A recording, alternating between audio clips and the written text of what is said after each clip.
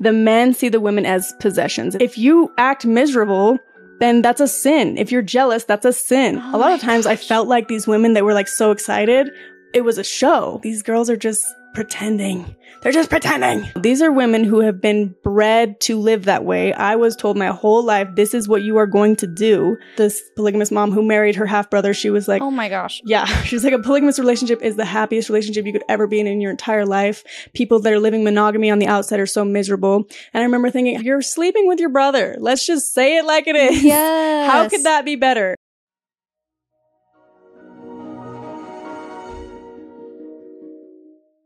Hey guys, my name is Shelise and this is Cults to Consciousness, where we discuss leaving high-demand religions or organizations and finding healing and independence through awareness and true individual sovereignty. If you're only listening and you want to see our faces, go to my YouTube channel at Cults to Consciousness, where you can join in on the conversation, leave your comments and your thoughts and your support for the guests. I love seeing how supportive everyone is for all of our amazing, vulnerable guests who are coming on and sharing their stories.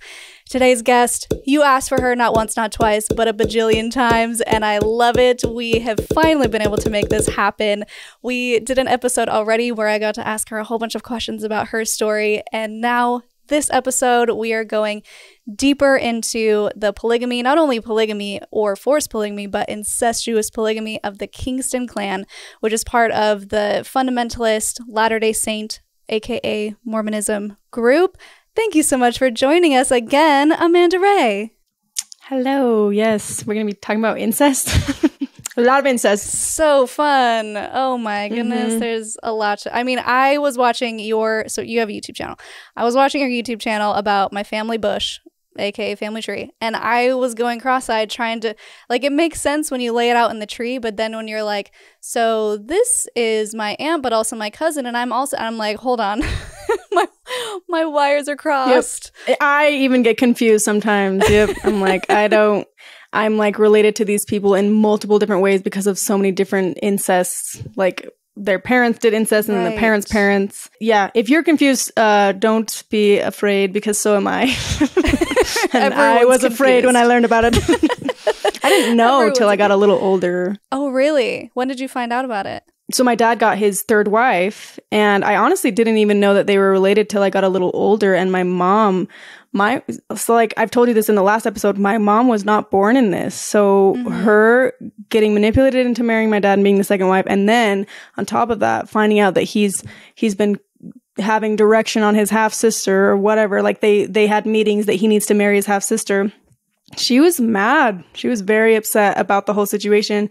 And he married her anyway, even though my mom voiced that she didn't believe that was right. But so I found out when I think I was like maybe in my teenage years when I found out that my dad had actually married his own half-sister.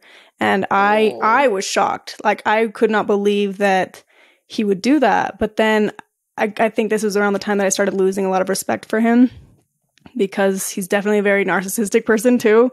And I didn't really have a very good relationship with him because he had like 30 plus kids, right?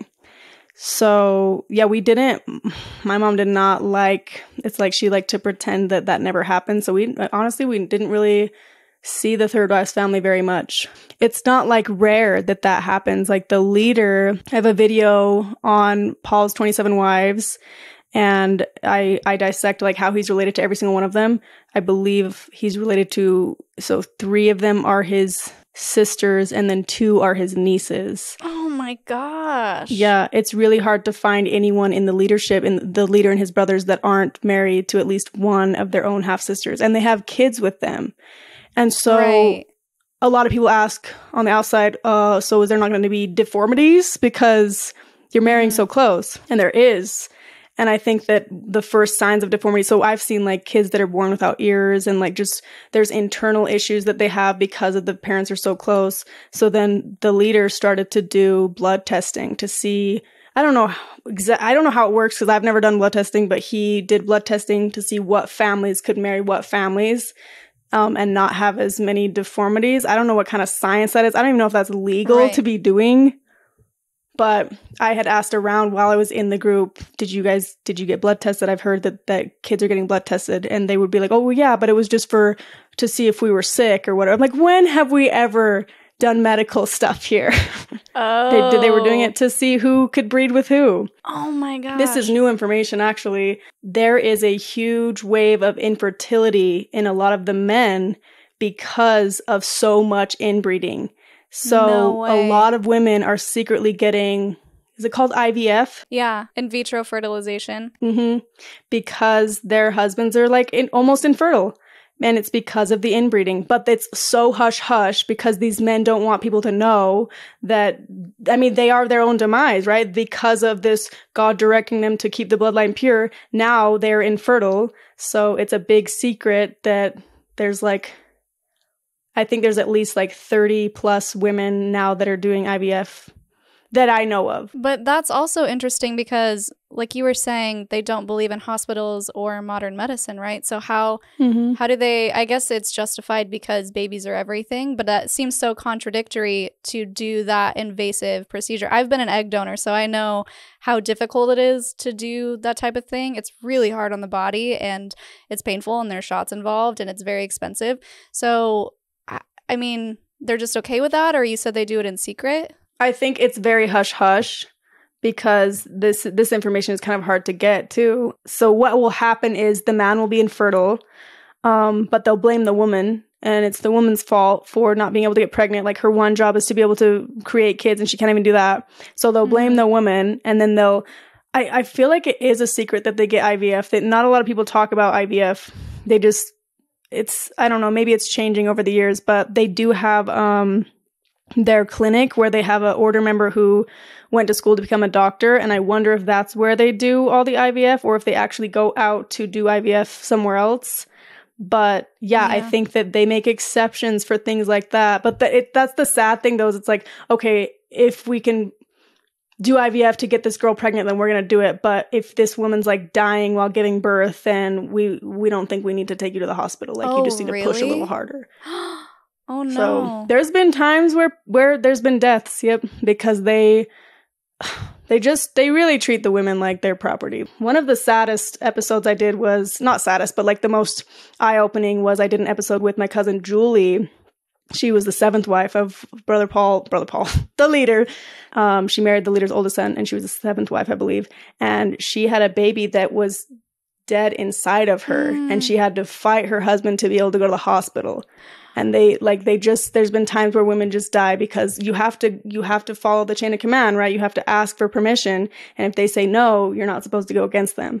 So it is contradictory, right? Like, what about all these people that are dying because you guys are being selfish and not giving them the medical care that they need? But then as soon as they can't get pregnant, okay, IVF, we got to bring in these babies down to earth. Wow. And then even like in my own family, sorry, I'm like going on a tangent with this one because this makes me mad. Yeah. My own sister was having so many babies, and then she had a pregnancy in the fallopian tube. Ectopic. Yeah. So then they had to get rid of because you have 2 fallopian tubes, had to get rid of one of them.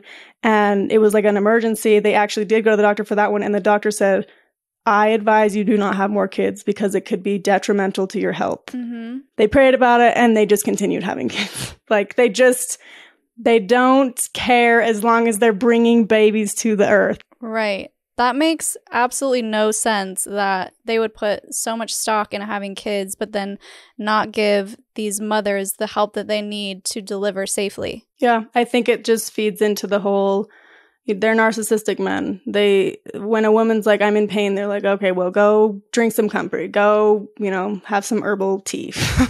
It's not their problem. Yeah. So there have been times where, like, sadly, women have died because the husband's like, well, just go lay down. Don't go. Stop calling me. You're bothering me. That's awful. So, yeah, to answer your question, the IVF is more important because they want to be, there's a multitude of reasons as to why they want to be bringing so many souls to the earth, right? They want to be having all these free worker bees. They want to be able to build their kingdom of God, right? They believe that their kingdom of God's going to cover the entire world one day, so. And how many members do they have now, approximately? I want to say, like, it's so hard to say, but I want to say around 10,000. Because if you take Paul and his 300 kids, you take all the 7 brothers, I think that's like at least 1,000 kids within the 7 brothers. So the Paul and his brothers, because he's got 300. His brother Jesse's got like 250. Then What? David, the one that went to prison, 250. Yeah. And while David was in prison, this is how important procreating is. While David went to prison, so David is Paul's brother, went to prison for raping his own niece, underage niece. His wives were still getting pregnant while he was in prison for 4 years. And there's rumors that he had his other brothers impregnating them. So I heard this story that they were going to the jail site and someone was getting the semen to turkey base, basically. What? Yeah, but that's how important procreation is in the order. I feel like we need to explain a little bit as to like the doctrine of this, because I'm sure everyone's just like, why? Just huge bold letters, why is all of this happening?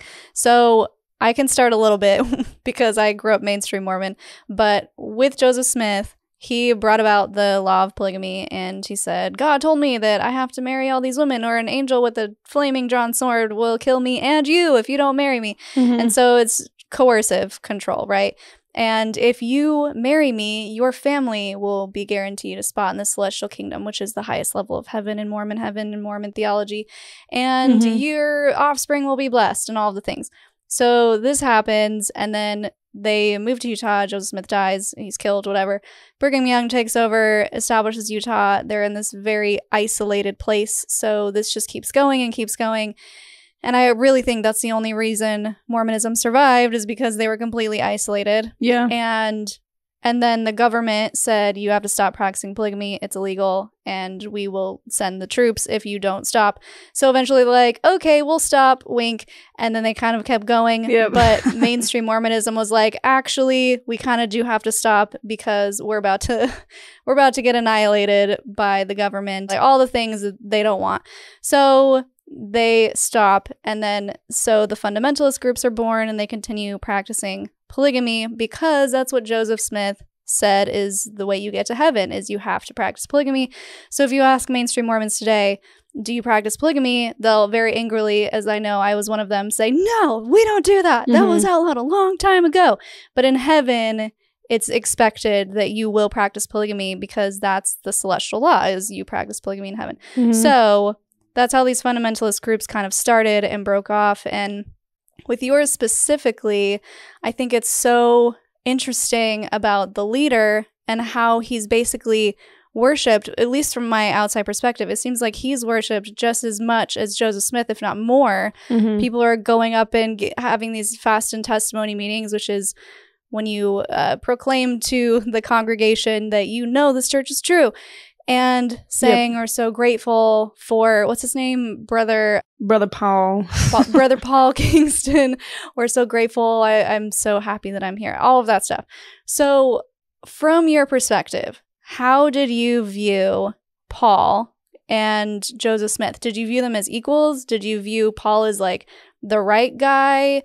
Or like how, I guess I'm trying to figure out between all the prophets, Joseph Smith, and up till now, the mainstream Mormon prophet, and then your prophet, how did that all fit together? I'll do like a brief, since you just did the history of the LDS. Yeah. So then we pick it up, right, 1935. I'll have to, I don't know if I want to dive into numbered men, but basically the first leader of the order was Eldon Charles Kingston. I always confuse the name, but basically he was number 1, right? So he got the number 1. As a numbered man. And then my grandpa, Ortel Kingston, who is the son of number 1, I believe he was the son of number 1. Anyway, so we have number 1, then we have number 8, who is my grandpa Ortel, and he becomes the leader. He dies of cancer, and then his son Paul, who's number 9, becomes the next leader. They make it seem like it's direction from God, that each person gets the keys, and it's like very prayed upon. Everyone's praying about it. when I was a kid, I really did believe in that system. I believe that Paul was very like, oh my gosh, like Joseph Smith, he looked around for the true church and he found it. The LDS fell away from it. And Brother Paul is the one leading us to the kingdom, the celestial kingdom. Okay. And I remember even when I was young, this is such a weird story, but we were waiting in line at church. Okay. 'Cause I have this thing right here. I don't know if you can see. It's like it looks like a cyst in my neck. And we were waiting in line to wait for Brother Paul to look at my cyst in my neck and to tell my parents what it is and if I needed to worry about it, basically. And I was like 5.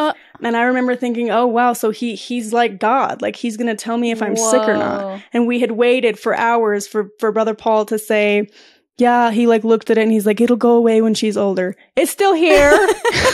Spoiler it's alert. Not gone.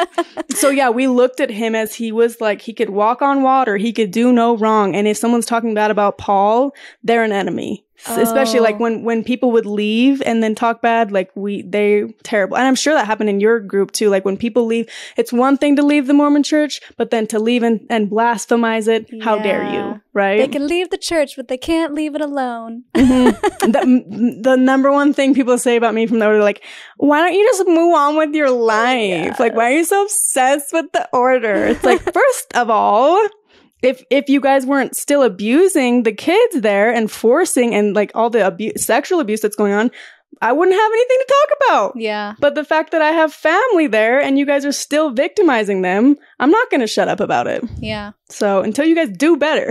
Right.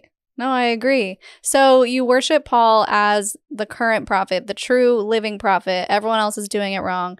The current prophet of the Mormon church. Who's that guy? They're just talking crazy over there. Mm-hmm. So what makes your group special and different and sets it apart from all of the other polygamous groups is that you believe your bloodline has to be pure, which is, I find really interesting. And I want to know where that notion came from, if it was Ortel or whoever was at the top that was like, by the way, we got the good genes and everyone else, no, we have to marry within our families. Yeah, I think that depending on who you ask from the order, there's a lot of different stories, but I do, like, you cannot deny that more incest happened when Ortel became the leader. Because Ortel, his first wife was his niece. But they could never have kids, and I think it's because they were so closely related. Yeah. So more incest relationships were happening as Ortel became the leader, and it's interesting. They would use this analogy of cattle and how if you breed the cattle to the strongest, then you get stronger kids, and kind of like saying that the pure genes and the Christ genes are the best genes, like blue blood. We need to save our genetics, basically. They didn't teach this, but this was just like an unspoken thing that you just knew. Mm-hmm. Because I was part Kingston, because my dad is half brothers to the leader. So I'm pretty Kingston bloodline, right? As a woman, I need to marry up. So I need to marry even closer to that Kingston bloodline. So that's why a lot of Paul's kids are just marrying Paul's brothers' kids. Or even like, I think some of them even married the brothers, like their own uncles, because the women have to marry up. You can't marry down. You can't marry someone who is less Kingston. But they don't speak that. I remember as a kid figuring it out, and I asked my dad, I was like, why is it that you never see a Kingston girl married to a non-Kingston man? And he was like, yes, you do. And I'm like, name one. And then we did meditation where you have to like close your eyes and bow your head for 5 minutes and then do the memory gems. And then that whole 5 minutes, he could only come up with, I think it was 2 people that had done that. And both of them, the girl had to fight really hard. She basically had to threaten to leave the order or let me marry this guy. Yeah. So it's very like, it's so dumb because it's like, oh, we believe in direction and direction from God. And if you're close to the Holy Ghost, then you'll be able to find out who you're supposed to marry. But like when I came to my dad and I was like, I had a dream I was supposed to marry this guy who was less related to me, then he'd be like, well, I don't know who you're supposed to marry, but it's definitely not him. Like, right. I don't know. I think that they may have taught it more in the older ages, and people maybe got upset because they're like, wait, what about direction? But that's the thing is like, it definitely more incest happened when Ortel was in leadership. But then I think then we started seeing deformities and things. So that's when the blood testing started having to happen, because otherwise we're going to be extinct, right? Yeah. We're not going to be able to have as many kids as they're wanting you to have. And you're getting shamed if you don't have a kid like every year. Wow. These women are just expected to pop out as many kids as possible. That's like the ultimate goal. And yeah. and work. I heard stories of women popping out a baby, going right back to work. I don't know. I don't know. And this crazy thing is, it's like these women are so powerful. They have so much. These men are nothing without them. Yeah. But they push the women down so much so the women believe that they'll never get anything better, and they just bow down to the husband. If the women knew how much power they really have, like the leadership would just fall. You know what I mean? Yeah. Let's talk about that as far as how these women are viewed as property, yet they have so much power and have absolutely no idea. So what are some examples? I mean, we've talked about clearly just popping out babies, but do you have any specific stories or anecdotes as far as how these women are treated as property? The men see the women as possessions, especially because of the whole you are under your father until you are under your husband. Oh. So the whole chain of command is, you're as the child, you tie into your parents. As the wife, you tie into your husband. The husband is the head of the house, and the husband ties into the leader, and the leader ties into God, right? Okay. So it's all the chain of command of these men. So I don't know if I've ever told the story publicly, actually. Do tell. I think I may have told you this one on the phone, but I don't think I've told it publicly. My dad, for Valentine's Day, took me, my sister Cammie, my sister Rachel, and then my half-sister from the first wives family out on like this Valentine's dinner, and he gave us a locket with a picture of him in it. And he was like basically saying, I know, I remember even as a teenager, I was like, this is weird. Really uncomfortable. Yeah, he was basically saying that I am the only man in your life until I give you to your husband. So it was like, I am saving myself for my husband. And I was like, I'm not going to wear this locket with my dad. That's so weird. And they would get, like for Christmas, I got a gift and I unwrapped and it was a picture of my dad. I'm like, what am I supposed to do with it? Like just a picture of him. Like, okay, am I supposed to pray to this?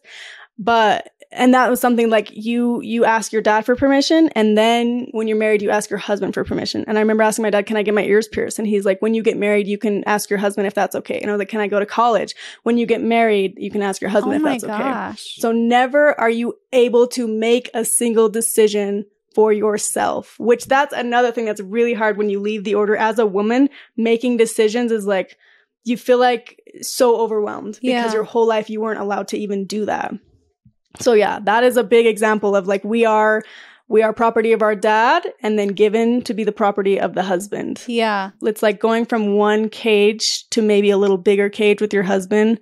I think a lot of women are very excited to get married because their at-home life sucks so bad. Like maybe they're helping raise 10 kids and they just are very stressed out. Like I was 15 years old when I was driving my siblings to and from school without a license. Oh, wow. It was basically like I was a mom. So I could totally see why a lot of these women are like 15 and they're like, I can't wait to get married to this guy who's way older than me, who's a narcissist. Oh. But it's because one, I don't know anything different. And two, I'm so excited to get out of my parents' house. I even had a friend who she told me, I think she was 16, and she was like, I don't like this guy. I'm not attracted to him, but I know that the Heavenly Father wants me to marry him. No. And I was like, well, so you don't even want to be with him. But she hated her home life too. It was very stressful at her house. So I could see her just being like, I'll just marry this guy. It's what God wants. And then she even said, she's like, I can't wait for him to get another wife so he gets off of me, basically, like gets out of my house.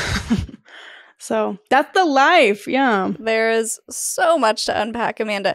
I had that thought too, though.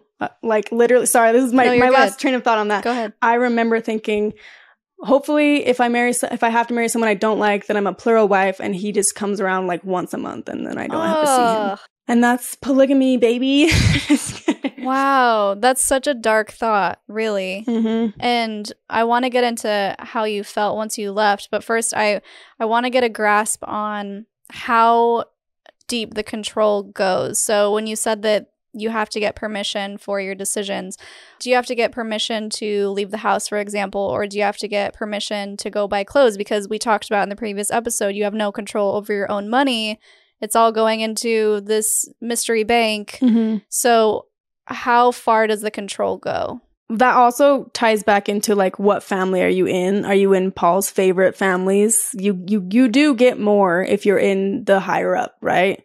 And that's true even in the FLDS group. If you're closer to Warren Jeffs, you get more opportunities. Okay. The average person in the order would have to call what's called card line and get an add-on to see if they could even get money out of their account. Sometimes they just say, nope, we don't have the money. So as far as money, you have to get the okay and the approval to actually go get it out.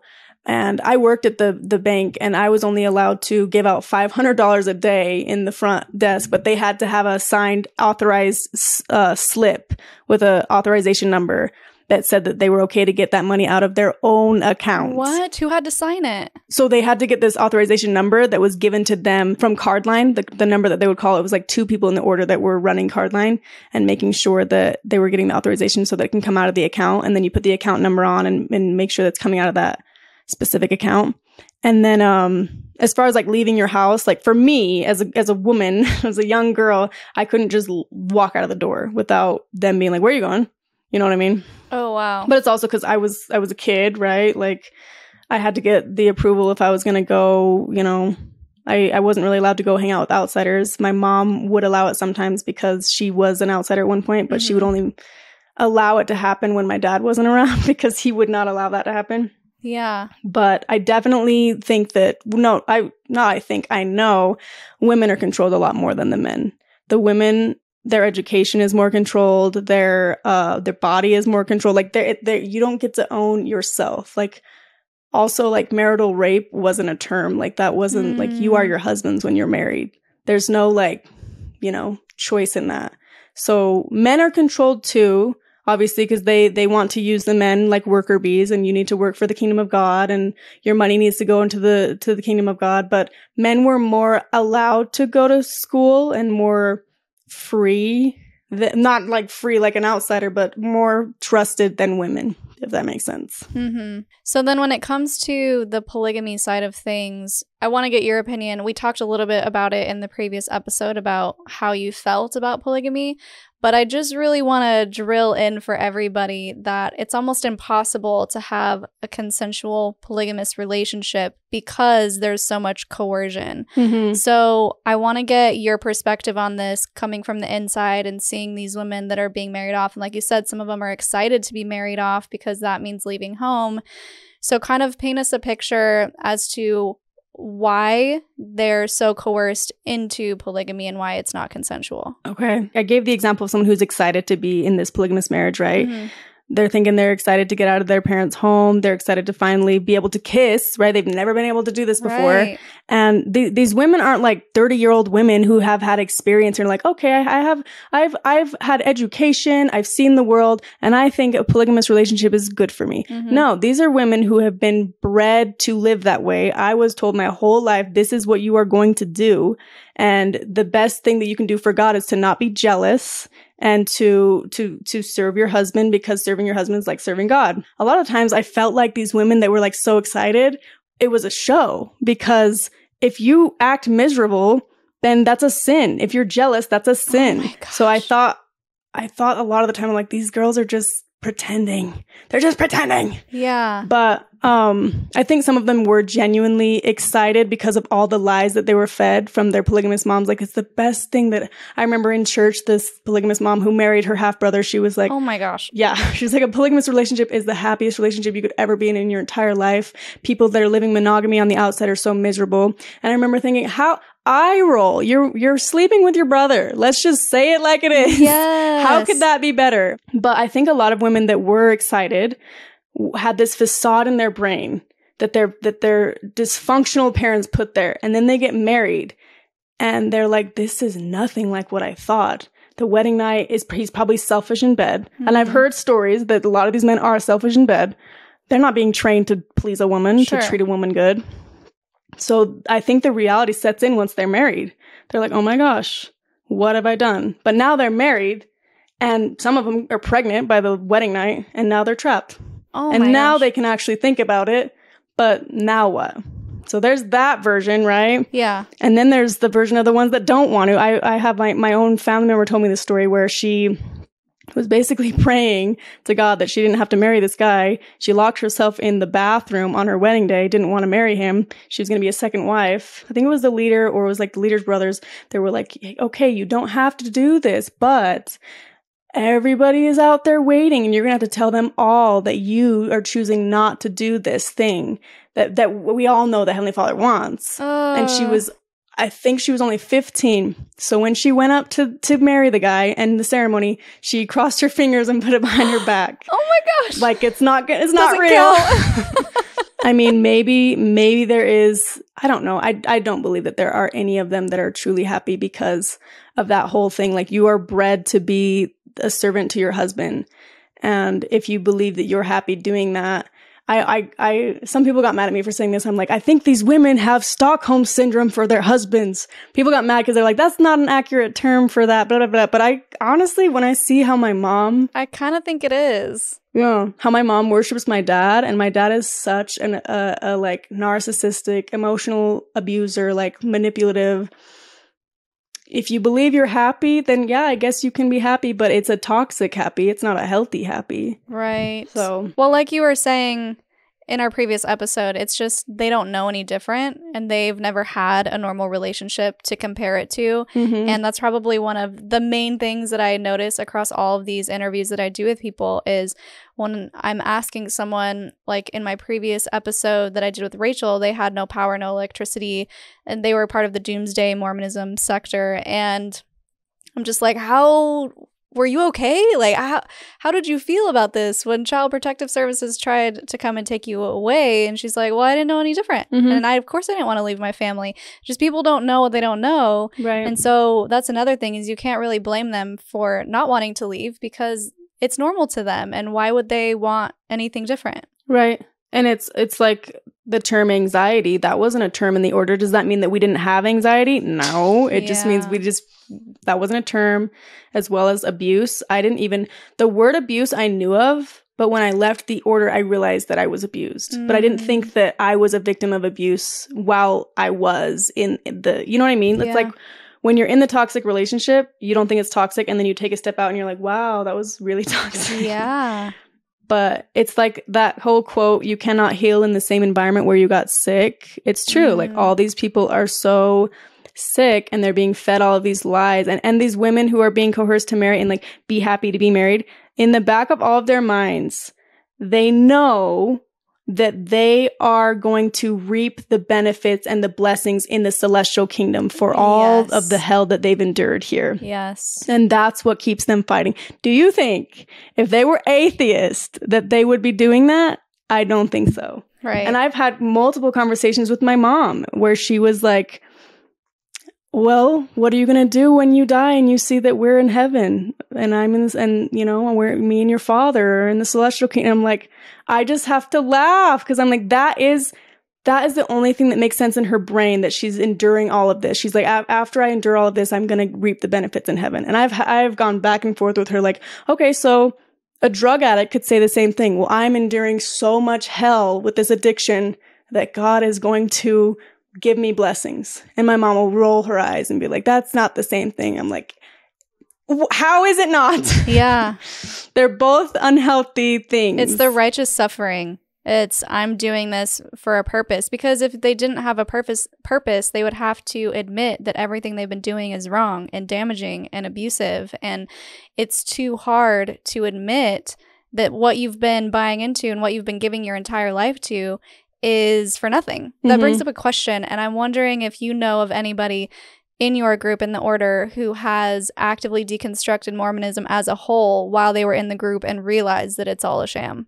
My cousin, when he left, he told me that he was atheist in the order, but he just didn't know what kept him there was his family. Yeah. I was like, wow. So I think there may be a few that don't believe in it, but they don't want to lose their family. Because I think that's the number one reason why people stay that don't want to stay, is they know they're going to have to say goodbye to your family. And it's the worst. It's like, it's not like when a family member dies and you can have that closure and go to their funeral. It's you're dead to them and now they hate you for the rest of your life because you left. So now you're never going to have that good relationship with them again. And it's like a death of a living family member.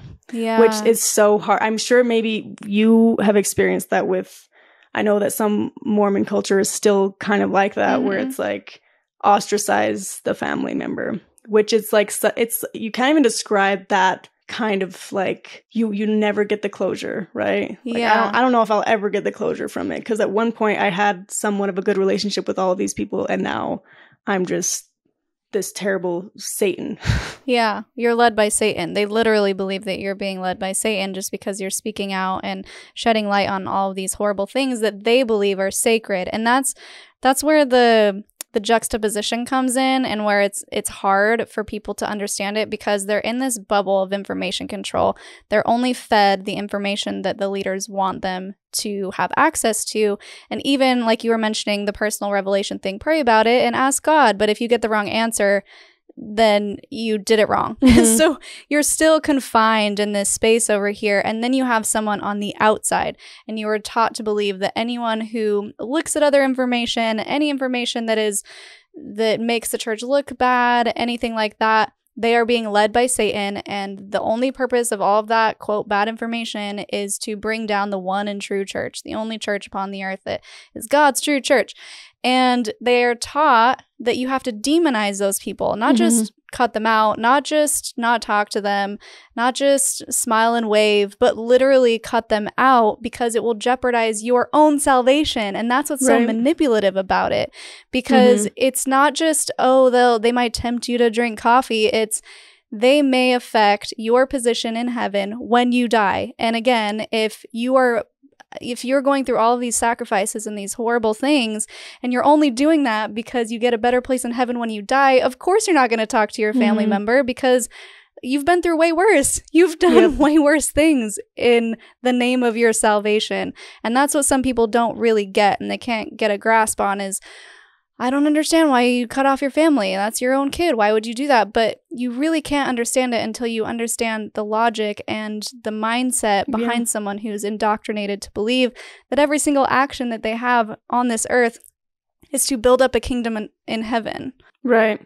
And I've heard even members refer to ex-members as like my dad would use this analogy of like, oh, why would I have my kids go be associated with you guys who would, same thing, like tempt them to stray? Like, would I have my kid go leave them by a cliffside and have them have the ability to fall off the cliff? No, gosh. I want my kids to be close to me, and I'm going to be there for them their whole entire adult life even. So they're like, he's like an excuse to hover over them and control them. I really think, like, yes, 100% everything that you explained was like, you explained it really good. I think there's another side of it though. I know I keep bringing up narcissism, but I really do think they don't want to believe that they're wrong. 100%. They have to believe that everyone else is wrong. And I've shared this quote with Calvin, actually. He really likes Mark Twain quotes. We both were like talking about it. But my favorite quote is, "It is easier to fool someone than to convince them that they have been fooled." And 100% I agree with that, because people don't want to believe that they believed a lie. Yeah. And for my mom, like, she's been in it for what? Is she going to be like 50 soon? And then to have to believe that her whole entire life was a lie, and she was raising her kids to also believe this lie. Yeah. It's easier to just continue believing the lie than to have to realize what you've done. Yeah. You know what I mean? It's depressing. And I went through that deconstruction when I first left, and I'm sure you did too, like realizing you go through, I don't know if you went through this phase of like, I'm stupid. Like, that's how I felt. Oh, for sure. I still think that sometimes. I'm like, what was I thinking? But it's like everyone around you was feeding you that. So how are you supposed to know? But yeah, definitely, like, you have to go through this. It's a very humbling experience to be like, I don't know everything. Absolutely. There's that side of it where you explain that it's all indoctrinated, blah, blah, blah, but it's also the narcissism, blah, blah, blah.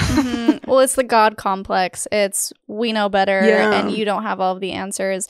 And that also leads into, I think with your group specifically, why they wanted to keep the bloodline pure and why they started these incestuous relationships. When you were talking about your family bush in one of your videos, and you explained her husband, I don't remember who it was, but someone high up, her husband died, so she married her husband's son. And I was like, it's too much, Amanda. It's too much. Yeah. And that was happening all around us. So it was so normal. Thank God that I never was like down for marrying my half sibling. Yeah. I mean, you really gotta, that's something, I want to get your perspective on this, because I will admit, I believe some wackadoodle stuff as a Mormon, because that's just my reality, right? But I try to, how do I even say this? I feel like if someone came to me and said, you have to marry your half-brother, who I grew up with as like a regular brother, both of my brothers, they said you have to marry him, I feel like I would push back. I feel like something innate in me, in my biology, would be like, that's a pass. But I want to get your perspective, because I don't know, because I haven't been in that situation from birth, to know if I would have that reaction. Does that make sense? Yeah. I think that it's probably easier for them because it's not their full sibling and they didn't grow up with them. So to them, it could be someone that they never really knew. They're like, oh, okay. Probably like I honestly think there's so many similarities with the order. You know how royal bloodlines did that back in the day? They would marry cousins, and I don't know if they did siblings actually. Definitely cousins. Yeah. So then there gets to this point where maybe you have so many half siblings that one of them you maybe never really knew, so you never really had a connection with. I think it's easier. But I've definitely met some people that their dad had talks with them about, like, you know, that you may have to possibly marry your brother, half brother.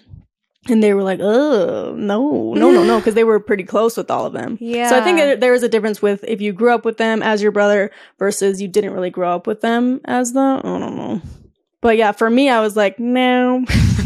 Was it ever a case where, because you have multiple mothers and multiple half siblings, was there ever a case where they tried to marry you within the same family then? No, because it did happen in with a lot of my cousins. I don't think that they could have ever done that with my family, because if I married the third wife's kids, they were too young anyways, but if let's say that they wanted me to marry the third wife's kids, their mom is also like, that's too much incest, because we have the same dad and then their mom is our dad's half sister. So like that, I feel like the blood testing would be like, no, that's a no. And then the first wife is also my mom's sister. Does that make sense? That is bonkers. Yeah. So they do draw the line somewhere. Gosh, and I guess it's there. I think I told you this on the phone, right? Where this dad literally asked Brother Paul, do you think I could marry my own daughter? Like, there were some delusional people in there that had like, okay. And they did draw the line, and there have been no fathers marrying daughters. But you heard that the mom, when the husband died, she married his son. So that did happen. Yeah. But then you have women marrying their uncles. Like, that's still a huge, like, what? Because I want to get into age differences. What were the most common age differences? Because I would assume that's a pretty big one. And what is the normal and what is the most extreme that you've heard of or been witness to? So, for example, when David went to prison for raping his niece, I bet we could find out exactly how old he was. I want to say he was at least in his 30s, and she was 15. So that's a 15-year age gap, right? And then we have, I mean, it's pretty common where there's one woman who became the fifth wife. She was like 18 and the guy's like at least in his 40s. And she was younger than his own kids. And it's sad because how that happened was he was married to her older sisters, and then he was eyeing her and then had direction, and the sisters helped coerce their young sister. That happens a lot, where the women become these not only enablers but groomers, unfortunately abusers too, like to manipulate the girls to join their marriage. Yeah. So yeah, I would say it's not uncommon that they could be that far apart, like 20-year age gap. But there's times too where teenagers marry each other, like a 15-year-old girl will marry a 16-year-old boy. It's not all the time where it's a huge age gap. Yeah. But it's not frowned upon. There's stories where this is so gross, but they would talk about and here's I believed that this was could probably be God really giving direction. This is my brainwashed brain. When I was in the order, they would tell this story. There was multiple stories like this where the man would say, and I held the baby in my arms and I knew I was going to be marrying her. And then they would get, and then the family of that, they would end up getting married when the woman is older. The family would have the picture framed of the dad that was holding the baby. Yep. And it was God put an impression on him that he knew he was going to be marrying that child. So it really, I didn't know this at the time, but the wording now is pedophilia? They're ingraining pedophilia. Yeah. But at the time I'm like, well, God's will, I guess. Like, he knew he was going to marry her when she got older. But then when I got older, I was like, that is weird. That's Why so are we talking gross. about this? Yeah. Yeah. But it was glorified. Oh my gosh. That's so gross. And I want to ask you at the end of this whole interview, like, what was the most shocking to you? Because I don't even know. That's a great question. Well, remind me later. I bet people are just screaming in the comments right now, like, how is this okay? How is this legal? And before we go into that, I have to say, I just learned the other day from Bryce over at Naked Mormonism. I'm learning all of the history of the church right now, which is so much fun. Like, all of these little snippets that I just didn't know. Mm-hmm. So they were talking about how, speaking of grooming, the Relief Society was formed.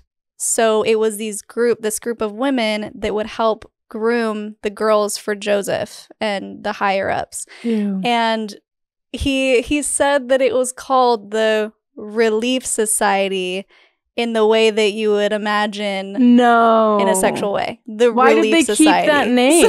Because they still call it that. I know. That's what it was. My favorite thing from that episode that I learned on Myth Vision. I was like, oh my gosh, is that true? I have to look into it more. But when I first heard it, I was like, that's so true and gross and disgusting. So for those who don't know, in the early days of the church, this group of women came together and Emma kind of led the charge. She was Joseph Smith's first wife. And it's how they would, I don't know, figure out bake sales or whatever it is that they did back then as far as leading the women, giving them purpose. Here's a job for you. You're important. See, we like women. And so learning that that group was initially created to help groom these young girls into marrying the leaders and being plural wives is super gross. But they still call it the Relief Society today. So, fun fact. That is crazy. Yeah. Did you ever hear about like where the blood atonement came from? Oh, right. With Brigham Young when they settled Utah, right? The slitting of the throat to save them. I've just been getting into that again because I only had heard about it from like polygamy history, and then I had met someone who was like, oh, like I think she's in her 50s now, but went through the temple and was talking about how they did the slitting of the throat. Is it a Masonic thing? So I think those may be separate things, but I could be wrong. Okay. So I know that when Brigham Young settled Utah and he was trying to get everyone to do the things he wanted them to do, like practice polygamy and give them their tithing money, they would literally send mobs around to like collect the money, like mafia. And one of the rules he enacted was about blood atonement, saying that if this person doesn't want to tithe or doesn't want to accept polygamy or doesn't want to do whatever the thing he said, you can slit their throat, spill their blood onto the ground, and then they would be saved and automatically go to heaven. So you just had this murdering rampage, and that's what Under the Banner of Heaven focuses on, which is a real true crime story that happened in Utah in like the 70s or 80s, where these guys got back to the ways of the original prophets and went around killing their family members. It's horrific. So that was a Brigham Young teaching, and I believe that the Masonic ritual, I'm not 100% sure if it's Masonic, but I feel like it is, that Joseph Smith got because he became a Freemason back in the day, and that's where most of the weird temple rituals come from. But you're speaking of the one where they vowed pre-1990 in the temple to slit their throat and cut out their bowels, and they would make these hand gestures. And according to one of my commenters, there's even like a cup that you, like, let me put my hand on camera, a cup that would catch your bowels when they fell out, and apparently they still do the cup today. She said that's where that came from. I'm not 100% sure, but that was enacted, saying that if you ever revealed the secrets of the temple, you would have to slit your throat and cut out your own bowels. So yeah, very culty. And so I don't know if that specifically is called blood atonement as well, or if they're connected. But how did you hear about that? You said it was connected to polygamy in some way? When I talked with this person, that I actually became friends with them because they were actually leaving the LDS church, and they were telling me all these weird things that were going on in there. The blood atonement was really big in the LeBaron group. I don't know if you know a lot about the LeBaron polygamous group. I don't. They're definitely a lot smaller now, but we had a few members escape the LeBaron group and join the order. And that's how I learned about the LeBaron group, was that when they had to escape, they were running for their lives because they believed so heavily in the blood atonement. There were stories of them strapping bombs to their cars and trying to kill full families that were trying to leave. Oh my gosh. I did a whole video on this because there's a whole, if you're interested in hearing more about it, I actually interviewed a girl from the AUB, which is the same group that Cody Brown's from. Yeah. Their leader was killed by the leadership in the LeBaron group. He had his 17-year-old wives. He had 2 women go into the office that the AUB group leader was working, and they shot him. There's a whole news story on it, but it was affiliated with the whole blood atonement, right? They're preaching false prophecies, so we need to kill them to save them, kind of a thing. But they obviously went the whole thing is crazy, but the LeBarons just went crazy. Like, Ervil LeBaron used that excuse to kill his own brother, too. Like, it's insane. But, so I always thought that blood atonement thing was that same ritual that just, like, evolved over time. Because didn't Joseph Smith, or was Brigham Young the one that came up with the blood atonement? I think so. It was Brigham Young? It was, I want to say it's Brigham Young. It could have been Joseph Smith, and Brigham Young just enforced it once he moved to Utah and they were isolated. But I'm not 100% sure. But yeah, definitely the way that they brought it to the surface and the way that they preached it was, I'm trying to save you. I'm helping you. But we didn't do that in the order. But you were aware of it. Yeah. I was aware of it because of the LeBaron people that escaped the LeBaron group and came there. The only thing I could say is similar to that in the order is, and I'm sure you did this in your group, you tattletale on them to save them from themselves if someone's sinning. Yeah, it wasn't as prevalent as you might think in mainstream Mormonism. They would just kind of guilt you to do it yourself. You tattletale on yourself. Yeah. And that's, honestly, I feel like it can be worse. It's not great when you get tattled on, obviously, but a lot of it is they just guilt you and guilt you and guilt you until you feel so ashamed and so dirty that you just have to confess. Although an example of the tattletaling would be like my Exodus story, when we slipped up, me and my boyfriend of a year, and he went into the bishop, which means I have to go in next because can't tango by yourself. Yep. So those would be the cases where you would be brought in against your will. And so then so you would have to confess, even if you're a teenage girl, to an adult man, your whatever sexual stuff that you're doing, which I'm sure is so uncomfortable. And then they shame you, and what's the process of the repentance? It's usually the public shaming part of not taking the sacrament, which they would never say that we're going to public shame you now. It's just you messed up and you can't take the sacrament that saves you every week. That they call like the rebaptism. So when you take the bread and drink the water, you're basically rebaptizing yourself every Sunday, and that's why it's so important to go and take the sacrament. And so when you mess up, for some reason, it doesn't really make sense by that logic that you wouldn't be able to take it, because if you're dirty, you would think taking the sacrament would make you clean again. But that's just like a way of them making you feel super uncomfy. And when the tray comes, you have to pass it over yourself, and everyone knows that you didn't take it. They're like, oh. Yeah. And then in some cases, if the sin was, quote, bad enough, you weren't allowed to give prayers, which could also be super embarrassing, because at any given time, if you go to an activity or just in church, because they pray beginning and end of every single thing, every single part of church, and someone says, oh, Shelise, can you give the prayer? You would have to say, no, I can't. And everyone would be like, oh, that means she's super sinned. So it's just all these little ways they get you, or you won't be able to bless your own baby. So when your baby's born and it's a tradition and a custom to go up in front of the whole congregation and stand in a circle with a bunch of other worthy dudes and bless the baby. You weren't allowed to bless your baby if you were currently repenting. Wow. So yeah, it is just a way to shame you and make you feel guilt. Mm-hmm. And I'm sure it works. I'm sure it really makes people feel really bad about themselves. Oh yeah. Well, that was why I eventually left, is because I felt so bad about myself that I was like, this sucks. What if this isn't true? And thank goodness that happened. Yep. I always think about that. Like, I can't believe all these terrible things happened to me. But then I'm like, if they didn't, I probably would still be there. If they were nice to me, I'd probably stay there. But there was a lot of times, I don't know, you probably went through this at that time. I was like, if this is, because they would tell us, this is the closest thing to heaven on earth. I'm like, then what's hell like? Because this feels like hell. Exactly. Because everyone's so like, they'll tattletale on you if you're doing something bad. They shame you if you're, a jealous wife. You get ridiculed if you're not having a baby every year. You get judged.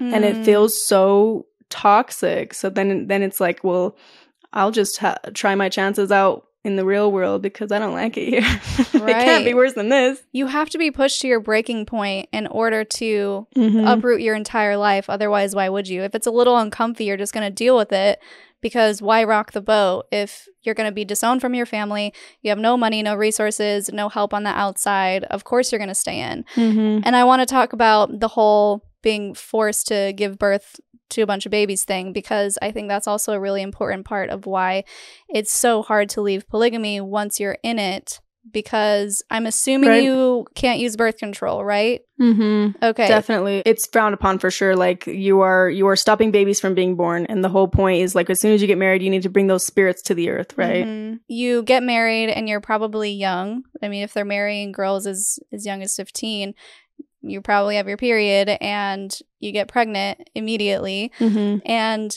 it just keeps going and going and going in this cycle of being perpetually pregnant. I just can't even imagine what these women are going through. Like you said, being single mothers, and the dad is just around whenever he feels like it.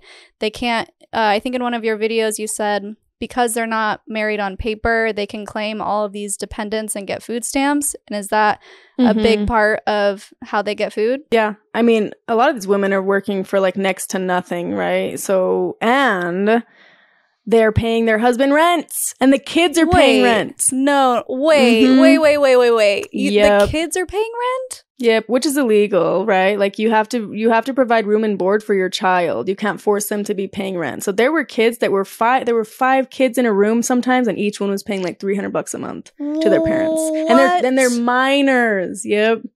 So not only are these women expected to do all this, and that's why they're like, they have to get food stamps or they're not going to survive, because these men aren't providing. There's a recording of Daniel Kingston, Paul's brother. I think it was on Escaping Polygamy, where when he was getting his kids taken away, the judge was like, well, how do you provide for your kids? And he's like, I provide. I give them a box of potatoes every month. Stop. And it's like so embarrassing that they think that is providing for their kids. But here's these women that are just boss ass bitches, right? Like, they're popping out these kids, natural births. Sometimes, like, the husband doesn't even make it home in time and the mom already had the baby. Like, they're pushing out these babies. They're going back to work. They're paying rent. And they're doing this all, like, and I remember my mom being like, if I leave, who's going to support me? How am I going to support myself? I'm like, bitch, you already are. Like, you'll have more support out here. That's such a good point.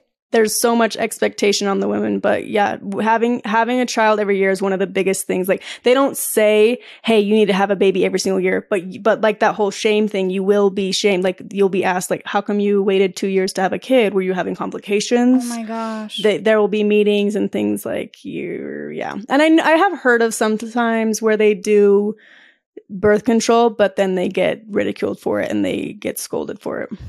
But some of the resilient ones will do it. Yeah. Well, actually, I may have just answered my own question in my head, but my thought process was, do you know of anyone who had any complications, had to go to the hospital and secretly ask the doctor to tie their tubes, or were they never taken to the hospital ever? I don't know if any of them have secretly tied their tubes, because I feel like it would have been a secret. We wouldn't have known, right? Good point.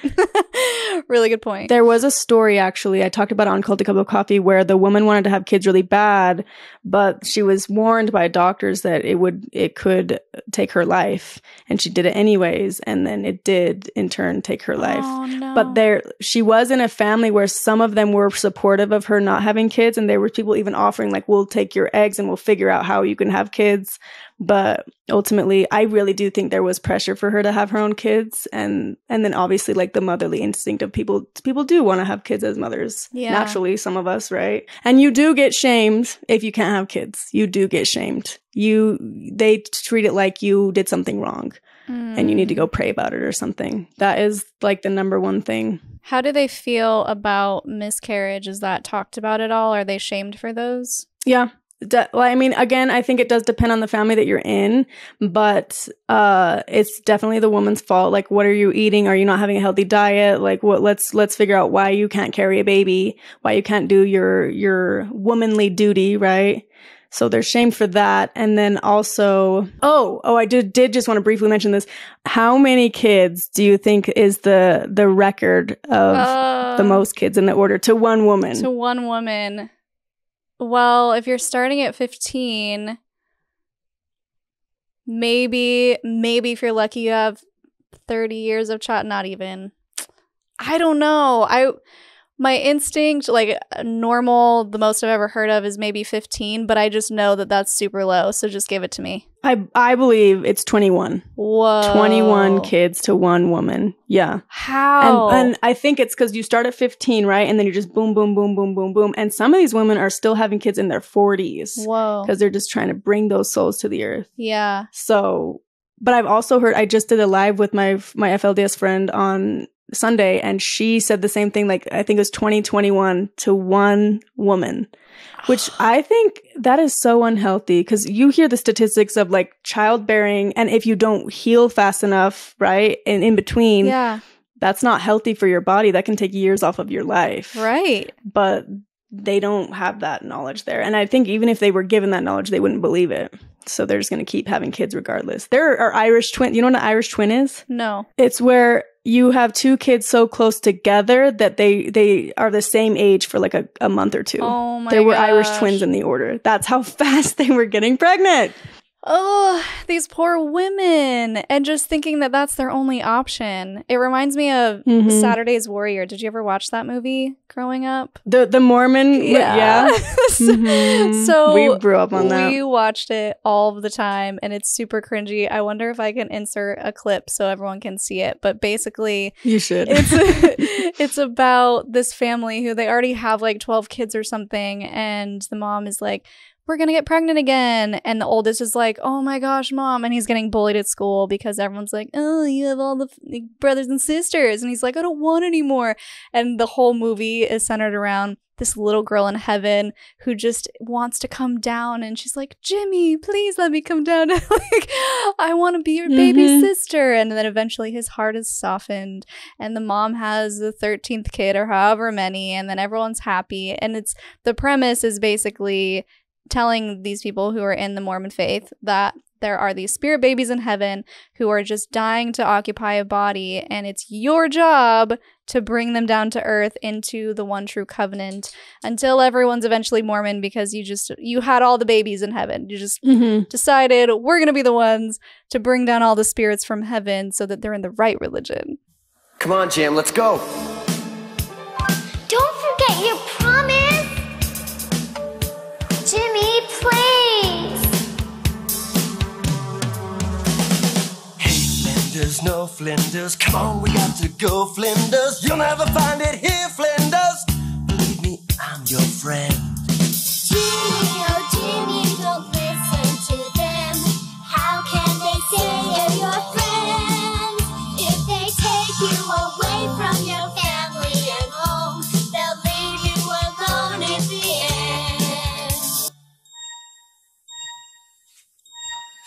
Now is it time? Just a few more seconds, honey. Now remember, child, this family that you're going to is one of the very best, but it's still a risky proposition. It's a stormy place down there, and it's a stormy Saturday night. Be courageous and remember who you are.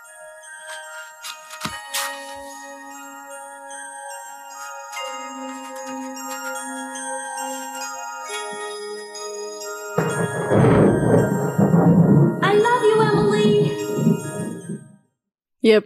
That's exactly basically the whole purpose of the women in the order is just bring, like, even when I was asked like how many kids do you want to have, the correct answer is as many as I can have. Like, you just need to be facilitate that. And that's also why you need to get married young so that you can get on that quicker. But it's also, you know what's insane though, is there have been times where a woman is lonely and she's a beautiful woman who is like a seventh wife of however many. And this is a specific story. Actually, she got pregnant by a Hispanic man. And when they found out, they made her, this is what I heard, they made her put the baby up for adoption. No. Mm-hmm. So you have as many souls as you can, as long as they're the right ones, right? Yeah. And I remember asking my dad, so what happens if you marry the wrong person? You just have the wrong babies and where you put the babies in the trash? Like, they're just like, I don't understand. Yeah. But yeah, they have an answer for everything, but he didn't really have an answer for that one. You're just not supposed to do it. That is awful. And there's just this whole conversation. I'm just like, how, why, all the things. But there's something that I really want to touch on, and I think you're passionate about this too, is that because of this, because the woman is responsible for having all the babies, bringing down all of the souls, and multiplying and replenishing the earth, is the quote the Mormons use, they don't realize they have all the power. They're diminished, and they're beat down, and their rights are stripped away, and their identities are stripped away, and they are just treated as possessions, yet they hold all of the power. Mm-hmm. And that's why I think that they put so much effort into making sure we don't get an education, making sure we don't have the knowledge to be able to even leave, even if we wanted to. Yeah. Really beating you down. Like I was saying earlier, I think I said this in the other episode, I was punished a lot, and I had a bad reputation because I spoke up, because I asked questions, and because I showed Bible verses. I was like, what about this Bible verse that says you should not be laying with your brothers and your sisters? Yeah. You guys are doing that. What about this? And I caused so many ruffled feathers that I got my reputation slandered so hard that if there was like a birthday party, and I had a lot of friends, I was a very social person there, but if there was a birthday party and there was a rumor that I was going to be there, then parents wouldn't let their kids go because I was this bad seed, right? Yeah, because I was speaking sense, but no one does, because then they make an example out of me, right? And they're like, well, if I say, I'm thinking the things she's saying, but if I say it, then I'm going to be treated like her. And I don't want that. Mm-hmm. They really make sure to put these women down to the point of they will never realize how much power they truly have and how strong they really are. Because if they realize that, why would they stay? Yeah. It's a whole cycle of abuse of these victims. And I see it with my mom. It's like this vicious cycle. It almost seems like an addiction, right? Where she's frustrated with the situation, but then she prays about it, and she realizes that the situation will all pay off in the afterlife. Because did they use this analogy in the LDS church? They would tell us your lifespan here on the earth is this, like a dental, they would hold up dental floss that's like this long. It's like, this much is your lifespan here. But your lifespan in eternity is this wrapped around the world like 1 billion times. So then you think, oh, am I going to waste this much time to go like, drink and have sex and have fun so that I can have eternity in hell? No, I'm not going to do that. Did they use any analogy like that to you guys? So, yeah, but I don't remember a floss thing specifically. I mean, they loved object lessons, like the chewed gum for your purity and the licked cupcake and all of that gross purity culture stuff. What is it with these analogies? Honestly, they love analogies. It's so gross. And yeah, but I don't remember a specific analogy about our lifespan. They would just always emphasize for time and all eternity. And so it's like scary. You didn't want to be in the wrong kingdom for time and all eternity, especially if that was outer darkness where us apostates are going to go. But don't you think, because I have my adopted family is actually LDS, and I remember joking with them being like, hey, do a baptism for the dead for me, just in case. Because don't they believe that I have the choice to accept it in the afterlife? So I think we're lost cases, Amanda, because here's the thing. I was taught that if you know the truth and leave, you are worse off than Hitler, for example. Like, you will go to a lower kingdom than Hitler because Hitler didn't know about Mormons, and so he never had the opportunity to accept the gospel on earth. You can only have the I believe you can only have the opportunity to accept the gospel on earth or in heaven if you never heard about it on earth. Because if you did hear about it and you rejected it, then that's your deal. Like, you rejected it and that's on you. So missionaries could potentially be damning people 100%, to hell. 100%. Somebody said that in the comments, I think, on Calvin's. They're like, so really they're doing a bad thing by going around and spreading the word. Just let me blindly be dumb. Yes. Then I can accept it in the afterlife. Exactly. Yeah. So I think because we've turned away from it, we will go to outer darkness. Well, yeah. But it's going to be a party down there. Well, all the coolest people I know, right? They're there. And all the ones that I hated are going to the celestial kingdom. So. Right? Like, I don't want to be where they're I at. don't really care to join them. Yeah. And one thing, too, I had an argument with I worked for this LDS dentist. And he literally told me, because I told him, yeah, I came from a polygamous group. He told me that Doctrine and Covenants 132 is real and we will be living polygamy in the afterlife. Yeah. And I in our not church meeting, in a work meeting, he was saying this, and I was like, where the hell are you going to get all your wives? Like, where are you getting all these women that are just going to give themselves to you? And does your wife know that you think that? Like, this is so, like, you are a narcissist. They are assigned women. And also, they're doing baptisms for the dead, like you said, which I'm the opposite. I'm like, don't you dare dunk me when I'm dead. Like, I will haunt you. Mm-hmm. No, by the time I'm dead, I probably won't care. But anyway, I just think it's another form of manipulation and no boundaries, no consent. They're baptizing. I mean, I've heard of them baptizing Jewish people, and it's like, no, they didn't want that. Yeah. They didn't and ask for that's that. like offensive. Yeah. Yeah. What are you guys doing? To me, I don't care if they do it, but if it was the order doing it for me, or like, what the order does is when you're a numbered man, they put your number, when you die, they put your number on your gravestone. And if you were married to them, they put that number on the wife. And then they did that to my grandpa. And I was so mad that they put a number on his, because he was like senile when they had him join and took all of his money. And then they stamped that on his. So that's like a similar thing that I feel like I would be offended if they ever did anything with my gravestone to say that I was affiliated in any way, because I am not. Yes. They do try to keep bank accounts open to try to say that you're still a member. And I think they do that in your group too, right? Like to keep isn't there like records. A list of all the people? Mm-hmm. Yeah. Is your name still in there? Oh no, I got it removed. So once I learned that they're using... Yeah, so there's a website called quitmormon.com, and it was this attorney that decided to help out all of the apostates because we learned that they're using membership numbers for some sort of tax benefit or monetary gain. I don't know exactly the details, but basically they're benefiting off of these people that they baptized. For example, the baseball baptisms where they would go and baptize baseball teams in poor countries, and the kids didn't even know what they were signing up for, and the parents are like, sure, they like baseball, let me sign them right here. And then they count them as members, and then they never go to church. And they were doing that with also people who had passed away, who on the records says they're like 121 years old or something.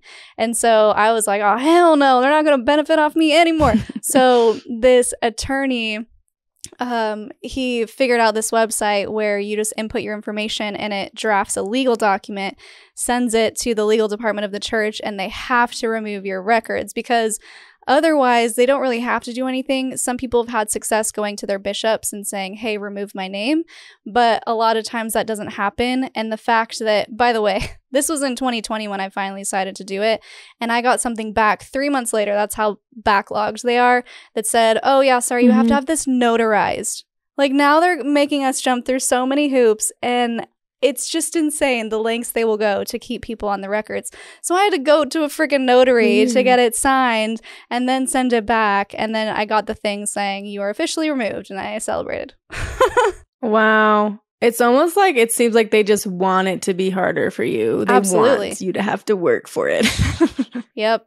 It's crazy. So all the coercion, manipulation in the mainstream Mormon church, we aren't raised to know about the true history of what's going on.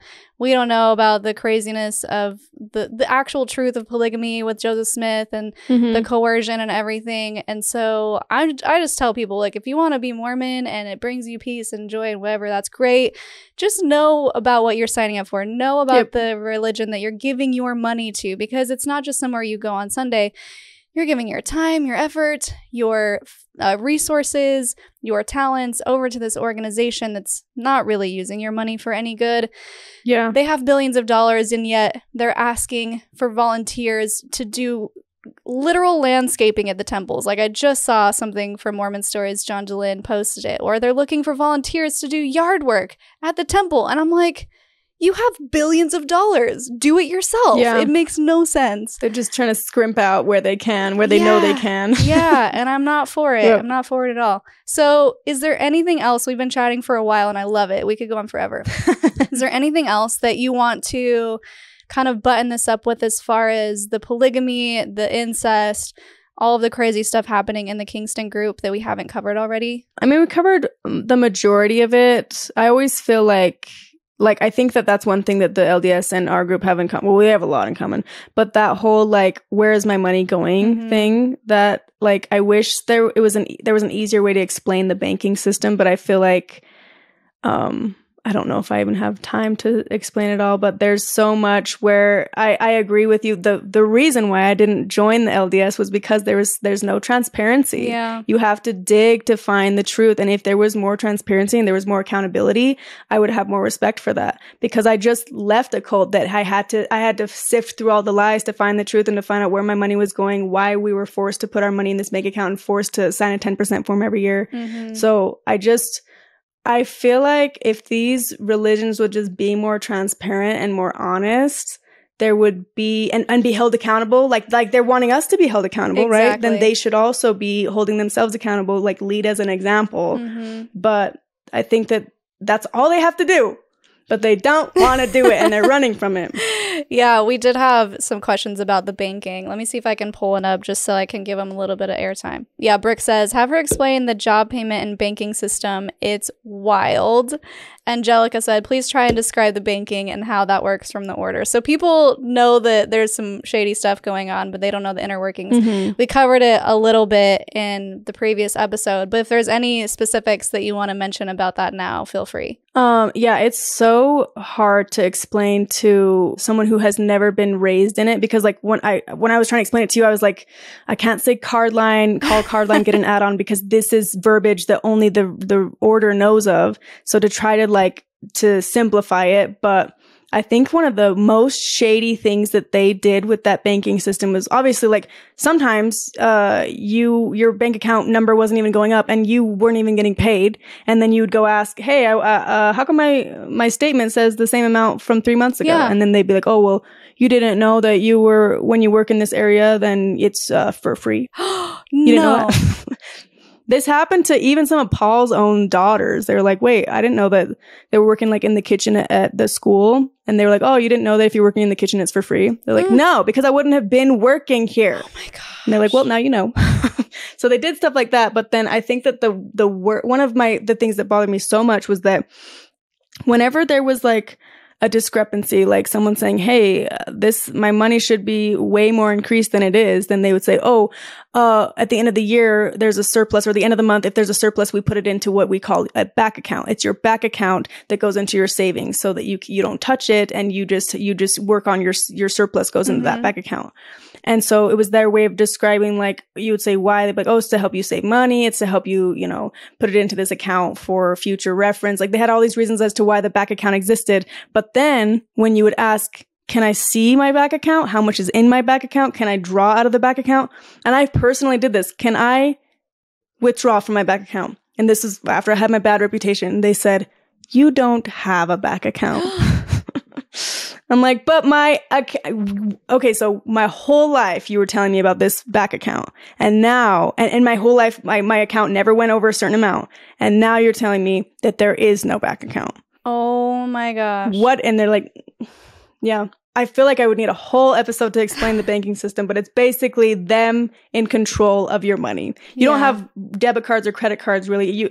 And that's what's hard too, is if you try to leave, where's your line of credit?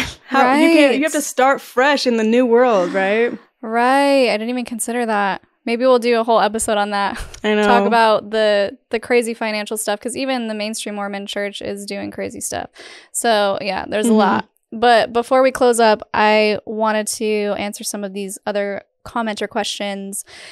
This is from Angela, and she says, any updates from Jessica from Escaping Polygamy? Also, will that show ever come back in any form? It was such a powerful series. I so admire all that they did and are doing. Oh, yeah, I love Jessica. She actually just invited me out to, we might be spending the 4th of July together. She's doing great. And then her sister Andrea announced that she was engaged. Oh. That's the lawyer. I still get messages. They're like, Manda, how's lawyer school? And I'm like, that's Andrea. I never went to school. So, but yeah, Andrea graduated law school. That people are always obsessed with like knowing how that went because she was going to law school while she was on Escaping Polygamy. She graduated. And then Jessica got her degree in, I know the word for it. Was it the social sciences or yes, social work. She got her social work. She's working in the social work field. And then we have me, who's here with you now. Hey. Yeah, Colleen and Chanel, they're sisters, and they seem to be doing really good. Chanel's got her 3 girls. Jessica's got her 3 girls. Those 2 are the ones that have the 3 girls. And the rest of us don't have kids. You skipped over you, though. Like, what are you up to right now? How are you doing? I know. I am in a weird place right now because I got married on the show, right? The pilot is me getting married at 18, and I was so excited to get married. I really do feel like I remember feeling like I'm wasting my life. Like I should be married right now. And I did want to have kids, and I had this whole idea of what I wanted my life to look like that I didn't even realize was still based off of my brainwashing. Yeah. So then when my brain fully developed at 25, because your brain doesn't fully develop till you're 25, right? Right. And at 25, I realized like, I don't know if I resonate with this anymore. I don't know if I like the person that I am. I don't know that my values are, I'm living up to my true self. Mm-hmm. So then I filed for divorce, and that's when I moved to Vegas. I hopped over to Vegas, saved up while I was working there, and bought a home. Yay! I mean, it's progress, but I still feel like I really want to find I struggle with my sense of self. And I don't know if that's because of coming from where I came from and not being able to have a sense of self. Yeah. And now finally getting to discover it. Do you ever have this like, do you have a strong sense of self? Like, you know who you are, where you're going, what your path is? It took a while. So I left when I was 20 and living in Vegas, and I'm almost 33 now. So I would say I was always a very headstrong kid, and I wanted to be a star, right? I'm going to be a movie star in Los Angeles, which kind of came true. Yay for me. But as far as sense of self goes, though, I think it took a long time for me to develop it, because when you are raised in a cult, your entire identity is the cult. And it's your sense of self is, for a Mormon like I was, it was, you are going to grow up and get married and have babies and get married in the temple and have your kids go on missions and be a homemaker and all of those things. I always knew that I had something else I wanted to do. I was always very creative, and I wanted to pursue that. And luckily, I had parents who fostered that and didn't just say, yeah, go to college for now till you get married. My mom was very much like, yeah, go and explore and do the things, because she got married at 19, classic Mormon. So yeah, I feel like my environment was a little bit more geared towards exploring myself. But at the end of the day, my identity was Mormon. That's who I was. That's who I wanted people to know I was. I wanted to spread the word and save people and be a good person and all of that. So when it came down and it was all fake, and it was like, wait, what did I just spend my life doing? And why was I suffering and pushing this weird stuff on other people and strangers in Vegas at the Las Vegas pool where I was a lifeguard? It's like, you're like preaching the word of the Lord. Girl, I was preaching. Like, this is a pool. We could baptize you right now. In the Wait, did you go on a mission? Waters. I didn't, no. I went to Vegas for fashion design, and and your family there supported I was a that. lifeguard That's cool. at Hard Rock. Oh, really? Yeah. That's cool. Yeah, I was a lifeguard in a string bikini. I was super sinful on Sundays, and that was actually one of the things my bishop tried to use against me when we slipped up and I had to go confess. He was like, I think you should look at other parts of your life. What are some other things that you think that maybe you could be doing better? Like, I know that you work on Sundays, and I know that you dress immodestly, and just like trying to pull every little part of my life apart to make me feel like I was the worst, and that's why I was sinning, and that's why I was a bad person. So yes, identity 100% wrapped up in the culture that you are brainwashed to believe is the truth. Yeah. And so that's what I'm saying. Like with my update, I'm like, I honestly, the thing that's at the forefront of my mind is my identity. Like I want so hard to be the version of myself that is in its truest form, the honest version of myself, fearless. Have you heard of the sense of self where there's 3 versions of yourself? It's like how other people perceive you, how you perceive yourself. I can't remember the third one, but basically if you are living your truest self, all of those are in line. People will describe you the same way that you would describe yourself. You are living your truest self, and that's supposedly how you can be your happiest self too. And I feel like I'm trying to find that, but I think that when we come from these cults who build you up to be this thing, then you leave and you deconstruct and you rebuild, and then you deconstruct and you rebuild. It gets so exhausting. 100%. I just want to be there. Yeah, it is exhausting, and it does take a lot of wrecking before you can rebuild, because even if you just want to say, I'm fine, I don't do these certain things anymore, but now I have all this other stuff, you're still building on a foundation of maybe you don't realize you still hold racist tendencies, not you specifically, but maybe you don't realize you still view women as just baby-making machines. Oh, yeah. And maybe you don't know all these programs running in the background until you really sit and reflect and you take inventory and you observe your thoughts. I mean, that's Eckhart Tolle, right? The Power of Now, where it's once you can observe the observer, that's when you're really conscious. That's when you're aware, is when you can go, oh, I just had this weird thought. And I don't think I believe that. I think someone told me to believe that. And it takes so much time because it's hard to be aware of things that you aren't aware of, right? Yeah. Yep. And that's what the whole, like when my brain developed, I realized like, why am I asking my husband for permission for things? Why am I realized that I was still living by the rules of the order, like where I put him as the head of the house. And I was like, I don't believe in that. I don't resonate with that. And if that's going to be an issue, then that's going to be an issue. But I feel like I'm closer than I've ever been to that. But I want so badly to like I think sometimes I rush the process and I get mad with my therapist and he's like, just calm down. But do you feel like you get a better sense of self, like YouTube and being able to see yourself and see how other people perceive you really helps you identify that sense of self, or like decide if you resonate with it or not? That's a really good point. So I feel like the line of work I go into it's helping me a lot to be able to get to that point, but it's a struggle for sure. Yeah, I definitely feel like this is therapy for me in some ways, especially hearing other people's stories and recognizing that you're not alone and going through all of these things. And there's so many times where I just reflect and have aha moments where, like, I did an episode with someone from Children of God. And if you aren't familiar, their leader was a disgusting pedophile. And he believed that God is love and love is sex, and they should have sex with children. Oh my God. Awful, awful stuff. Yes. So she came from that, and she was talking about how with zero education, she signed herself up for high school, and she was this perfectionist. She became valedictorian of her college, and I'm like, how did you do that? Because you had almost zero education, and somehow she just rose to the top. And she's like, oh, it was my culty programming, because I was programmed to be perfect and I was programmed to believe that I'm the best, and there was no other option.